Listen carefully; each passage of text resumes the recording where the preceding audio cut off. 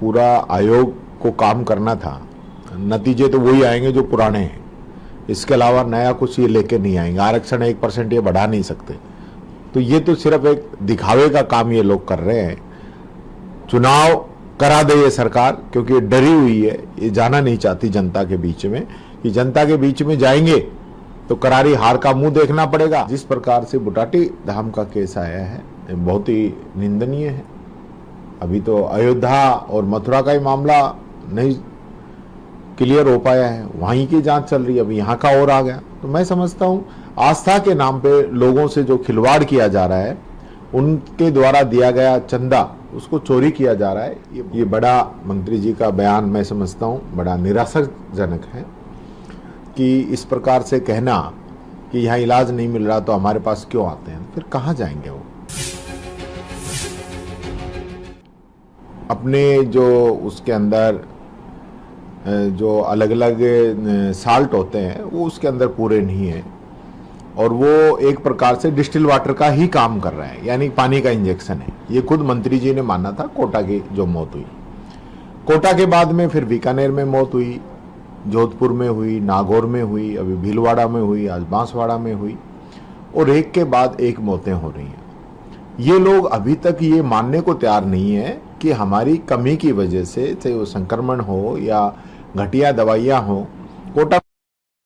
अब डॉक्टर अगर नकली दवाई आ रही तो डॉक्टर की क्या गलती है। तो ये जो हालात पूरे प्रदेश में बने हैं, ये संकेत देते हैं कि आज जो जान बचाने के लिए जहां हॉस्पिटल लोग जाते थे, आज जान देने के लिए वहां जा रहे हैं, उनकी जानें ली जा रही है। ऐसा सिस्टम राजस्थान के अंदर हो चुका है कि मुख्यमंत्री जी तो लगातार जो है दिल्ली दौरे में व्यस्त हैं, और स्थिति राजस्थान की बिगड़ती जा रही है। इससे पहले कफ सिरप से मौतें हुई, इन लोगों ने पल्ला झाड़ लिया।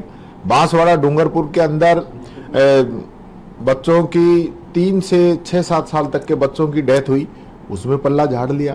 तो ये पल्ला झाड़ने से काम नहीं चलेगा। मैं समझता हूँ इस सरकार को जवाब देना चाहिए। इतने बड़े बड़े प्रोटेस्ट हो रहे हैं, विरोध हो रहे हैं, लोग अपनी आवाज उठा रहे हैं, लेकिन आज पूरी जो चिकित्सा व्यवस्थाएं हैं उसमें ये महिलाओं पे ही, कि किसी का हार्ट कमजोर था, किसी की किडनी कमजोर थी, किसी में एनीमिया था, किसी को कुछ बता के और अपनी जिम्मेदारी से बचना चाहते हैं। मैं ये कहूँगा ऐसे बच नहीं सकते, जवाब जनता को देना पड़ेगा। मंत्री का ये भी कहना है कि हमारे अस्पतालों में अगर इलाज नहीं होता, जिम्मेदारी है सरकारी अस्पतालों फिर मंत्री की। ये बड़ा मंत्री जी का बयान मैं समझता हूँ बड़ा निराशाजनक है, कि इस प्रकार से कहना कि यहाँ इलाज नहीं मिल रहा तो हमारे पास क्यों आते हैं, फिर कहाँ जाएंगे वो, कहाँ जाएंगे। प्राइवेट हॉस्पिटल तो वैसे ही इतना बिल बना रहे हैं, उनसे राहत दिलाने के लिए हमारी गवर्नमेंट ने चिरंजीवी और आरजीएचएस शुरू की थी। आज वो योजनाएं, क्योंकि उनका भुगतान नहीं हो रहा तो उन लोगों ने इलाज करना बंद कर दिया। सरकारी हॉस्पिटल्स की हालत ये है कि आईवी सेट और छोटी छोटी 25-25 पैसे की जो गोलियां हैं वो तक नहीं मिल रही। कभी गलत ब्लड चढ़ा देते हैं, कभी ऑक्सीजन नहीं मिलती है, कभी 108 खराब हो जाती है, कभी 104 खराब हो जाती है, कहीं डॉक्टर नहीं है। तो ये जो हालत पूरे राजस्थान की बिगड़ी है, बहुत ही चिंताजनक है। और उसके बाद फिर मंत्री जी का ये बयान कि भाई हमारे यहाँ इलाज नहीं हो रहा तो क्यों आते हैं, ये बड़ा निंदनीय है। इससे पहले भी मंत्री जी ने तो कहा था कि भाई वो नाचती गाती आई थी या कैसे आई थी। ये मैं समझता हूँ ऐसे बयान गवर्नमेंट के होने नहीं चाहिए। हॉस्पिटल में कोई नाचते गाते क्यों जाएगा, किसी को कोई तकलीफ होती है, दुख होता है तभी जाता है। और डिलीवरी के समय माताओं बहनाओं के लिए इस प्रकार की बात कहना, मैं समझता हूँ ये पूरी बीजेपी की मानसिकता दिखाता है। राजस्थान की बुटाटी धाम मंदिर से एक 20 करोड़ से ज्यादा का, मैं समझता हूँ पूरे मामले की जांच होनी चाहिए, जो दोषी है उनके खिलाफ सख्त कार्रवाई होनी चाहिए। जिस प्रकार से बुटाटी धाम का केस आया है, ये बहुत ही निंदनीय है। अभी तो अयोध्या और मथुरा का ही मामला नहीं क्लियर हो पाया है, वहीं की जांच चल रही है। अभी यहाँ का और आ गया। तो मैं समझता हूँ आस्था के नाम पे लोगों से जो खिलवाड़ किया जा रहा है, उनके द्वारा दिया गया चंदा उसको चोरी किया जा रहा है। ये बहुत ही मैं समझता हूँ ऐसी घटनाएं अब तो राम को ही नहीं छोड़ रहे, तो फिर क्या बचेगा। ये एक तो ओलंपिक जो खिलाड़ी हैं वो नौकरी की मांग को लेकर के पहले नौकरियां मिलती रही, आपकी सरकार में भी मिली थी, लेकिन अब उनको नहीं दी जा रही। और आज जिन्होंने देश का नाम रोशन किया, ओलंपिक मिला, वो आज धरने पर बैठे हैं जयपुर। देखिए ये भी बड़ा निंदनीय है विधानसभा में क्वेश्चन लगा था, उस समय मंत्री जी ने आश्वस्त किया था कि जो पुराने प्रकरण हैं उनको हम जल्दी नियुक्तियां देंगे।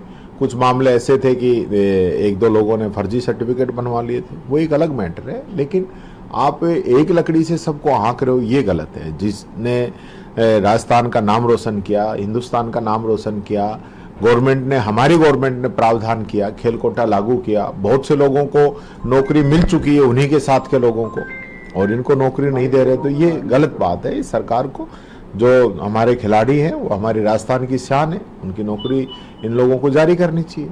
क्यों रोक रखा है?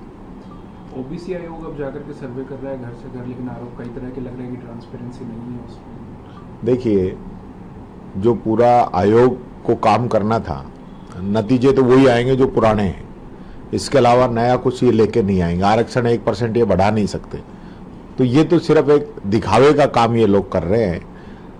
चुनाव करा दे ये सरकार, क्योंकि ये डरी हुई है, ये जाना नहीं चाहती जनता के बीच में, कि जनता के बीच में जाएंगे तो करारी हार का मुंह देखना पड़ेगा, हारेंगे तो मुख्यमंत्री जी को इस्तीफा देना पड़ेगा।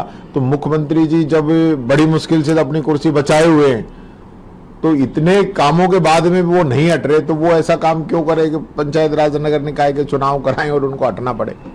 ये बहुत गंभीर विषय है। सीधा संविधान को चैलेंज कर रहे हैं लोग।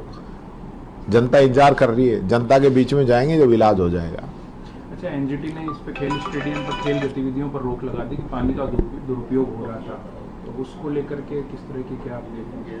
मैं समझता हूँ एनजीटी के जो नियम हैं वो हम लोगों के लिए ही, जनता की भलाई के लिए ही है, कि आने वाले समय में लोगों को परेशानियों का सामना नहीं करना पड़े। तो नियम बनाए हुए, मैं समझता हूँ नियमों का पालन करना चाहिए, चाहे कोई भी हो, सरकारी एजेंसी हो, चाहे प्राइवेट एजेंसी हो, या कोई प्राइवेट व्यक्ति हो। ऐसे तो चलने वाला नहीं है। लेकिन खिलाड़ियों का नुकसान है ना? नहीं, खिलाड़ियों का तो नुकसान है, पर एजेंसी देखे ना, व्यवस्था करे, इन पे जुर्माना लगना चाहिए। जो अधिकारी कर्मचारी इसकी पालना नहीं करा उस पर सख्त एक्शन होना चाहिए। खिलाड़ियों से तो क्यों उनके भविष्य खराब करे, लेकिन जो सरकारी कर्मचारी है, जिनकी जिम्मेदारी है, जो जिम्मेदार अधिकारी हैं, उन पे कार्रवाई होनी चाहिए। नहीं, मैं जिस तरह कोटा की बात बीकानेर और अब बांसवाड़ा भीलवाड़ा में प्रसूताओं की मौत की बात सामने आई, मंत्री जी का हाल ही में बयान भी आया, आपने सुना होगा। किस तरह देखते लगा था प्रसूताओं की मौत सरकारी अस्पताल में? सिस्टम में खामी कहाँ है, कहाँ नहीं पकड़ पा?